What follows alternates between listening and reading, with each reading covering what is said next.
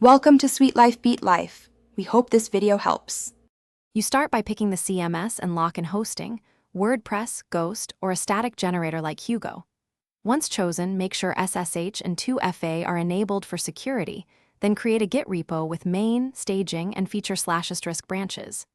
Initialize basic directory structure and add a minimal theme so deployments are deterministic.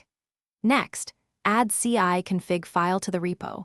This is the first automated hook that triggers builds, tests, and deploys when you push code.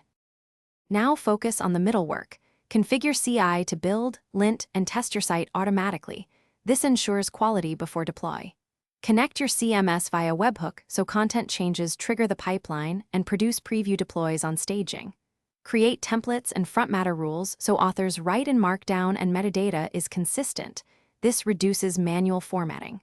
Also set up image optimization and cache headers in the build.